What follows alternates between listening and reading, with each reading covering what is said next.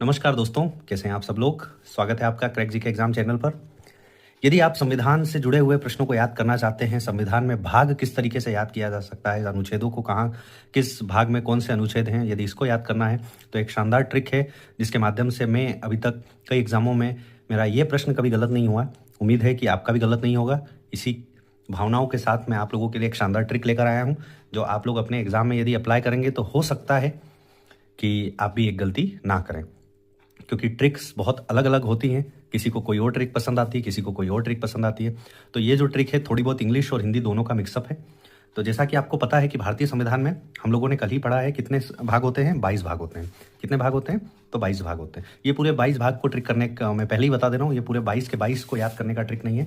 ये लगभग 11 भाग को आपको याद करवा देगा। और मेरी जो उम्मीद है वो ये कहती है कि यदि आप 11 भाग भी याद कर लेते हैं तो जो क्वेश्चन आते हैं वो मैच द फॉलोइंग वाले आते हैं कि 11 भाग यदि आपने याद कर लिया है तो उसी में से जो मैच करने वाले आते हैं वो बहुत से प्रश्न हल हो जाते हैं, और नहीं तो बहुत से प्रश्न आपके इसी में निकल जाएंगे।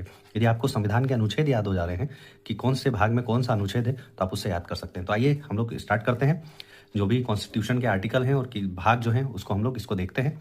तो जो आपका ट्रिक है वो है you can fly directly from United state using paramilitary special rockets. इसका मतलब आप समझ सकते हैं कि आप डायरेक्टली फ्लाई कर रहे हैं यूनाइटेड स्टेट से, किसके यूज़ करके? पैरामिलिट्री स्पेशल रॉकेट्स को आप यूज़ करके डायरेक्टली आप या मेरे यूनाइटेड स्टेट से फ्लाई कर रहे हैं। तो हो सकता है आपको ट्रिक थोड़ा सा मजाकिया लगे, बट ये है बहुत हेल्पफुल। आइए हम लोग इसको ब्रीफली डिस्कस करते हैं।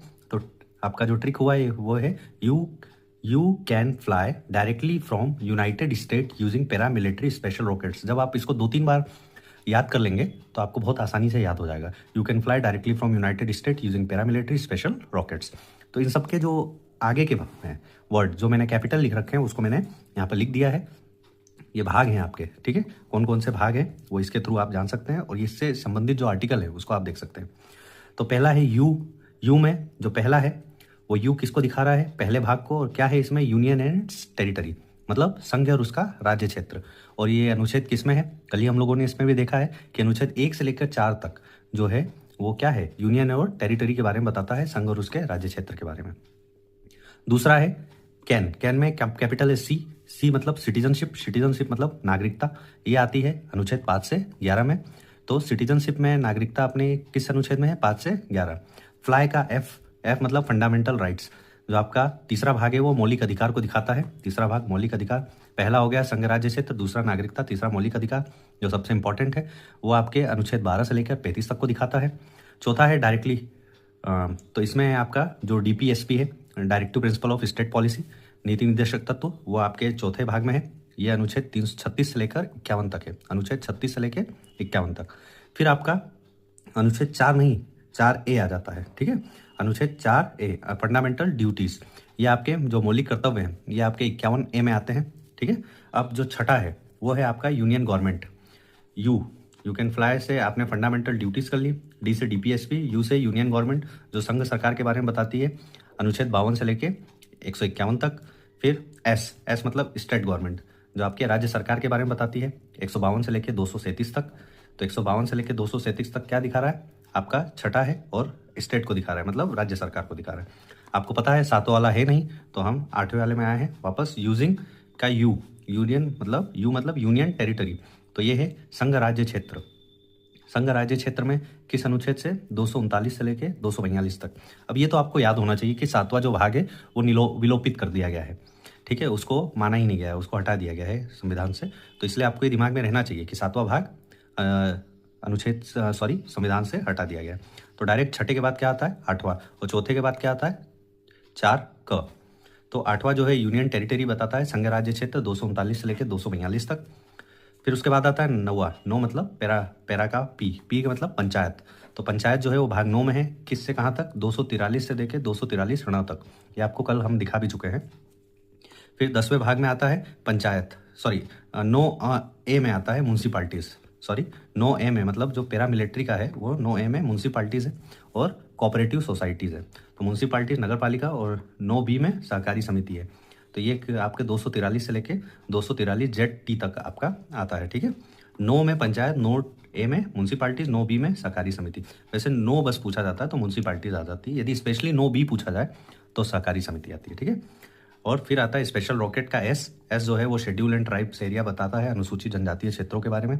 तो ये है अनुच्छेद 244 से लेकर 244 ए तक, ठीक है। और 11th जो रॉकेट से आर मतलब relation between union and it's state, तो ये संघ और राज्यों के बीच संबंध को बताता है। ये पूरा दिखाता है 245 से लेकर 263 तक। और स्पेशली उसमें भी 245 जो है वो आपका पहला जो है वो विधायी संबंध है, लेजिस्लेटिव रिलेशन, ये बताता है 245 से 255 तक।